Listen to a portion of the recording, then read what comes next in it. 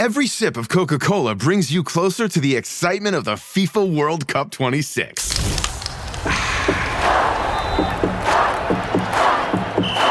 Because nothing compares to the joy. So grab a Coke and drink in the FIFA World Cup 26. No purchase necessary. 13 plus in 50 U.S. states and D.C. with a web-enabled device. Ends March 1st with 8 entry periods. Rules at cokeurl.com/soccerrules.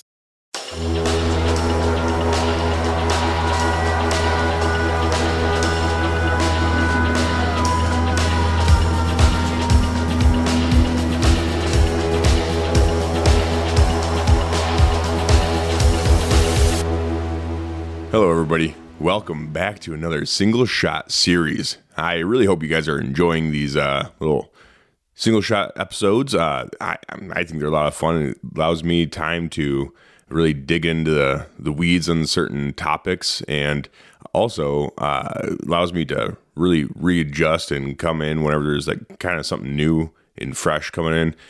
So this episode, I heard from a friend on the Victory Drive Crew Facebook page, is Judd McCullum. He posted in there about this SHUSH Act. So we're going to talk a little bit more about politics and a little bit about that kind of stuff. So I hope you guys are kind of enjoying some of these gun rights, political-esque podcast episodes.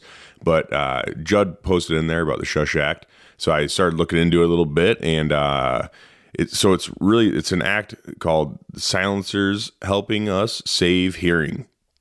So SHUSH. It's really just about silencers. They're trying to deregulate silencers a little bit, which I am always on board for. So this was introduced by Representative Bob Good, which he's from Virginia. I think it's District 5, and he introduced this bill, or reintroduced this bill, I guess, because to be honest with you, these bills have been pushed a couple different times, and a lot of times they haven't even made it out of committee. This one seems like it's has a little bit more steam behind it. But the interesting thing is, pretty sure I was reading that Representative Bob Good he basically just lost his seat to he got primaried in Virginia, and it looks like he was trying to get a recount and all that stuff. So Representative Bob Good might not be with us anymore, which would be interesting for the bill. It did get introduced, so it'd kind of go through anyways. I'm really not a political fucking activist or poli-sci guy or nothing like that. So I don't really know what happens if the guy that introduced the bill loses his race or loses his seat. I'm pretty sure it still goes through because there's a lot of other people that are behind it and stuff. And the act itself isn't anything really that new. Like I said, bills like this have been brought forth, and they've been kind of pushed aside or beaten every single time. So I'm not necessarily super excited about the opportunity of it passing. Basically, because if you look at the makeup of government, it would probably pass the House, and it might pass Senate, but it will never be signed into law by Joe Biden. So I think it's one of those things where, if you want my honest opinion on it, that Bob Good, he probably introduced it a little towards the end, I guess, of his time, and he's trying to use it, I think, in order to get reelected.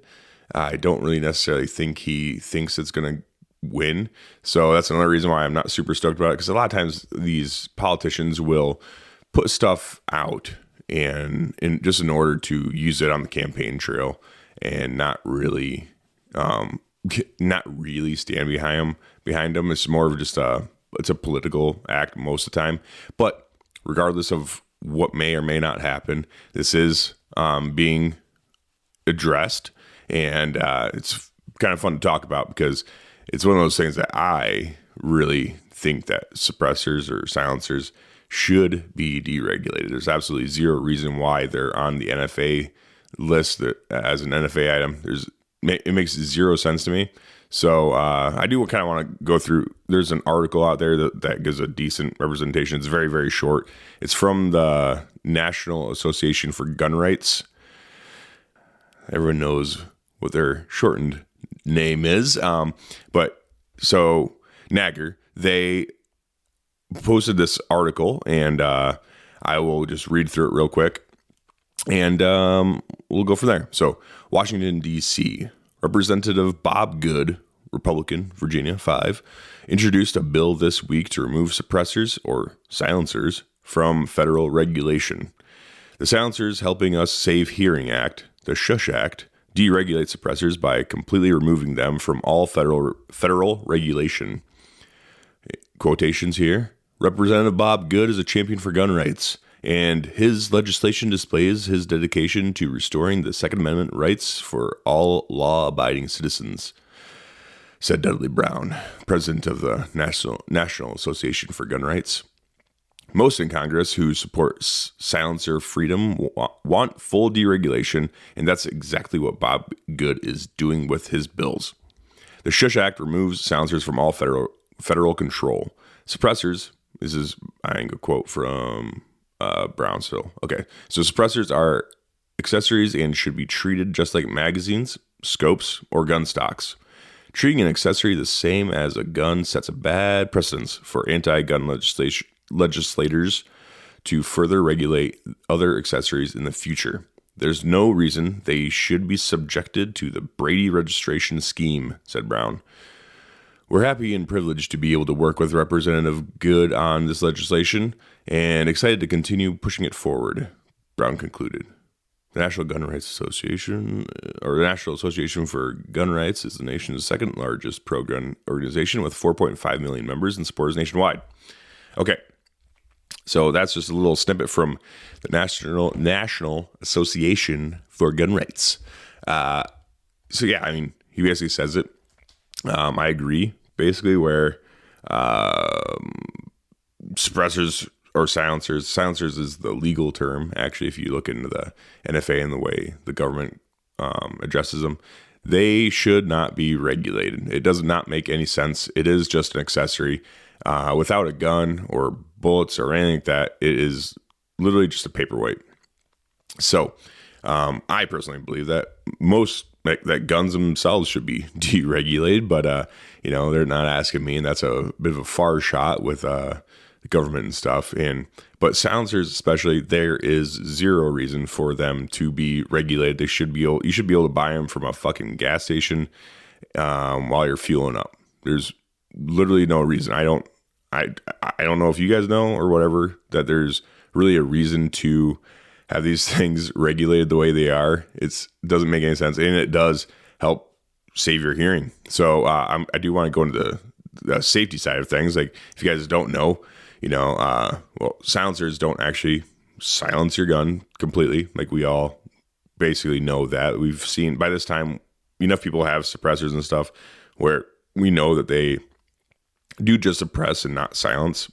But I think the government and stuff, when it got back in 1934, when they're really only being used back then for assassinations and shit, I guess. And that's why the government probably put them on the NFA, or maybe it's just the government being inept and retarded and put it on there because they just don't know anything.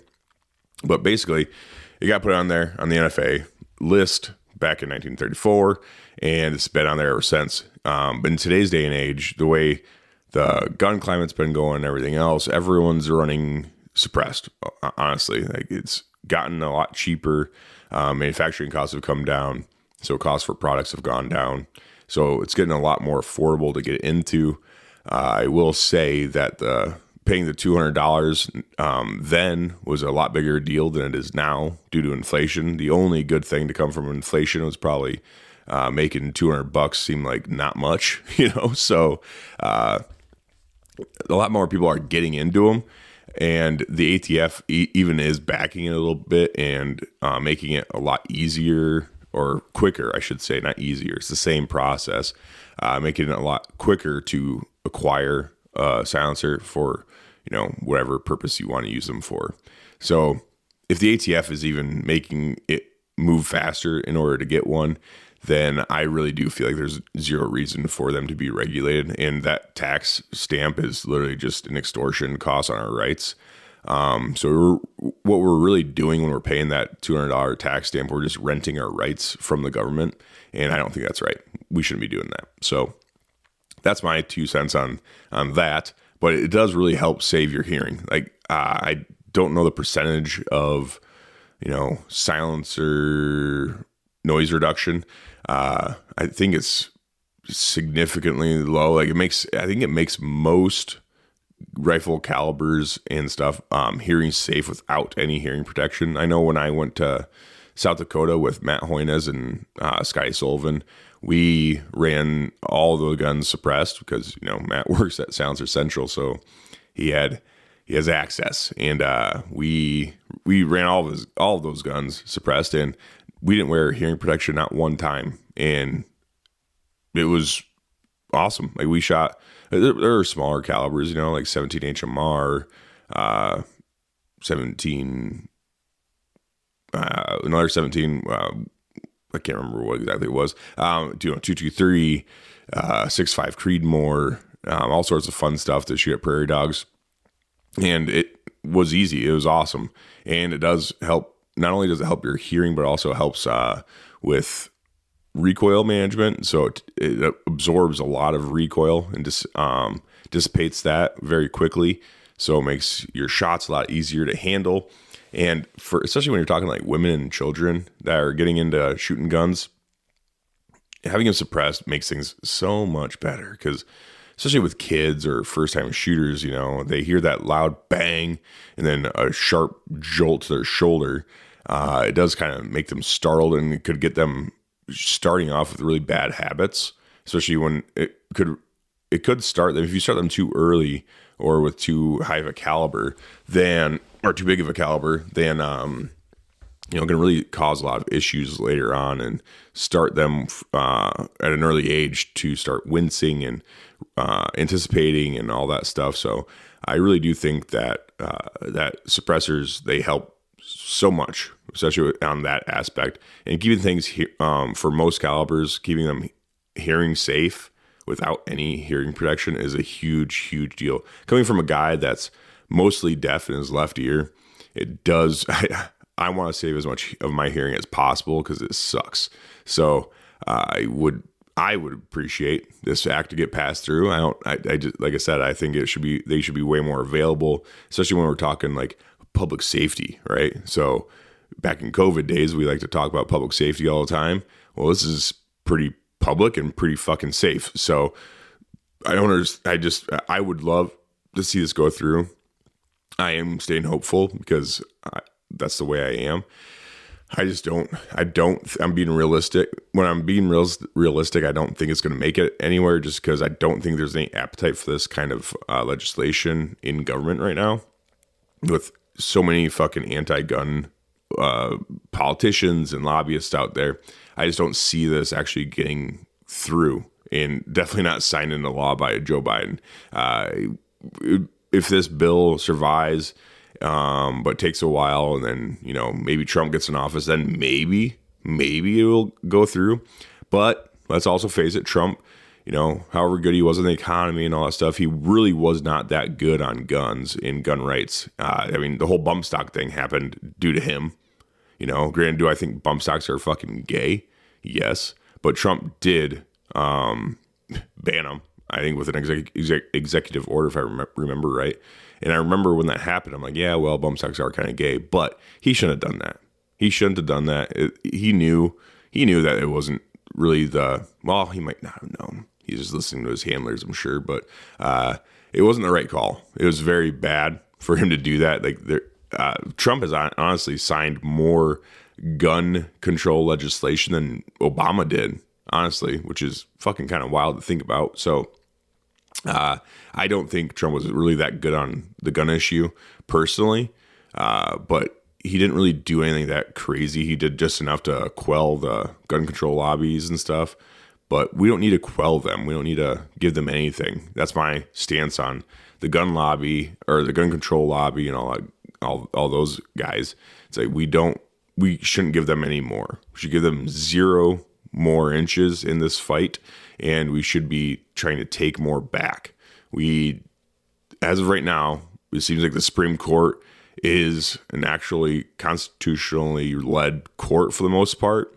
So we do have that on our side because gun rights being, a right to Americans, so we do have a decent Supreme Court that does take, the Constitution into examination, and they actually read it and understand it to a certain degree. So we do have that going for us. So that's good. And they've been shooting down a lot of dumbass gun control policies, and the gun control lobby is just freaking out. Like, you see them crying all over social media and stuff. It is hilarious. I don't want people to cry and weep and all that stuff. I'm not looking for them to be, beaten down personally, but when they're trying to come after your legitimate rights, then I do have an issue with that. So it is nice seeing them lose, over and over again, especially to the Firearms Policy Coalition. Those guys are hilarious. I love their stance on everything. Honestly, it's great. So, but back to the SHUSH Act. There's certain states too that you can go through and see. Like, I'm pretty sure like California and Illinois is another big one. Hawaii, I think, I'm not for sure, but probably. All these, if you look at all these really dark, deep blue states, a lot of these states have silencers outright banned in those states, which is fucking insanity to me, because if you look at everything that the gun control lobby in these deep blue states want with the federal government with guns, you have to do that for suppressors. You have to do, the really deep background check. You have to do fingerprint scanning. You have to do a picture. You have to do this. You got to do that. And you got to get on your hands and knees and suck big government's cock in order to get what you want, for a suppressor. So the suppressor regulation is doing everything that these fucking liberal states want. So, but then they still ban them outright in those states for legitimately zero reason. So I guess my point that I'm really trying to push home to is that when they say they're not coming for your guns, we only want your assault weapons, like, we know that's a fucking lie. We know that's 100% a fucking lie, because you look at these deep blue states that have banned suppressors outright, like, they need to go through a big background check to get a suppressor. In those blue states, we're like, nope, not good enough. We're banning them. So that is the goal for the anti-gun lobby. The goal is to get guns banned. That is the goal. That is their end goal, is to get them banned in this country. Full stop. So don't let anyone fool you by saying, we're not coming after your guns. We're only coming after those assault weapons, those dirty, nasty black guns that cause nothing but death and tragedy all over the world. That's what we're going after. There's no reason for anyone to own a 100,000 round clip magazine. There's no reason for that anyways. So, if there's really no reason for it, you don't need it for hunting. You don't need any of this stuff in order to hunt. It's like that's all just to get us off, just to throw us off the old scent trail a little bit. It's to get us little by little looking at these tragedies and stuff that happen, and little by little, they can weed them out. Death by 1,000 cuts, like a little bit here, a little bit there, a little bit here, and a little bit there. And just like with the bump stocks and the pistol braces and everything else they've tried pushing down our throats, they mask it. They try to mask it in this weird thing of like, you don't really need it, and it only causes death to innocent people.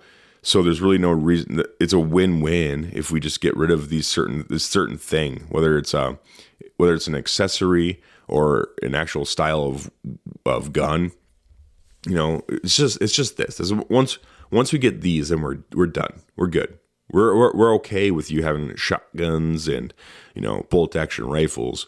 It's just these things, these little things. So they really do try to mask it and make it look all pretty and nice and stuff, but we just have to stay diligent, honestly, when it comes to gun rights and not give a single fucking inch, not one more inch. And we need to be taking as much ground as we can. And the SHUSH Act is a good way to do it. But it just needs to get passed. I think as Republicans, they need to be a little bit more diligent in their effort and kind of read the room a little bit and pass this and try to get this shit passed when I don't know, when Trump was president and they had full control of all three branches of government. That'd been a great time to pass something like this. But what the fuck were they doing then? You know, that's what I look at with Republicans. It's like, what were you doing when you did have the power to actually do this and actually get something like this passed? Like, for real. Like, what were you guys doing? You guys were just sitting around fucking soaking it up, yucking it up with the boys, you know, not doing shit for gun rights. That's what you're doing. So for them to try to push something like this when there's Democrat control, it's like, it seems kind of, I don't know how to say it. It seems kind of bullshit to me, I guess, or whatever. It seems like it's just kind of there to help with the campaign trail stuff. It's not really something they want to pass, because if it was something they wanted to pass, they would have tried to pass it when they had control. You know, that's just my 2 cents on it. The SHUSH Act, it'd be sweet. I would really appreciate it, and I do support it, and I think we should all support it. And you know, if something like this gets you contacting your representative and talking to them a little bit about gun rights and where you stand, I think that's all a good thing. Your representative at your state needs to know where you stand and where the majority of people in your area stand, because if they don't know, then they're liable to do some dumb shit. So make sure you guys are out there, stay in contact with your representatives, and just letting them know how you feel about these certain acts and legislation that is going through, you know. So that's just my kind of like little 2 cents on the SHUSH Act. I do hope it passes, but we'll see. You know, stay tuned. See if Bob Good even makes it back. He might be gone. He might be done here. So there's always that. So I do appreciate you guys listening. Once again, if you guys can, you know, leave me a review, leave me some comments, some social media pushes, stuff like that would be great. Anything helps at this stage in the podcast, you know, and I do appreciate all of everything you guys do. I see you all listening and interacting here and there and whatnot, and I do really appreciate it, and I appreciate all you guys listening. Like I said, from the bottom of my heart, I do appreciate all of you guys. So anything you can do to help, I would even more greatly appreciate that. That's pretty much it. I do want to say this little tidbit too. If you guys want the OG Victory Drive shirts on workingclassbowhunter.com/store, they are on sale. I've talked about it before. They're going to stay on sale until they're gone, and I don't think they're ever going to come back, or maybe they will if everyone wants them back, I guess. But it's just the logo shirt. This is your standard Victory Drive logo shirt. I think they're great, but they are just, you know, standard, and you know, we wanted to put something out there for everyone listening and stuff. So here's your chance to get them at a discount. They're on sale. We'll stay on sale until they're gone. And once they're gone, they're gone. So make sure you get them while you can. Like I said, I do honestly personally love their shirts. They're simple and to the point. Just Victory Drive, the VD logo with Victory Drive podcast underneath it. So if you guys want to snag one up. Go to workingclassbowhunter.com/store. I'm pretty sure that's what it is. Scroll all the way down to the bottom. I'm pretty sure that's where they're at. And you'll see the VD logo. Click on that bad boy. All on sale. Buy it up. Appreciate you guys. And thank you all for listening. We'll see you next week.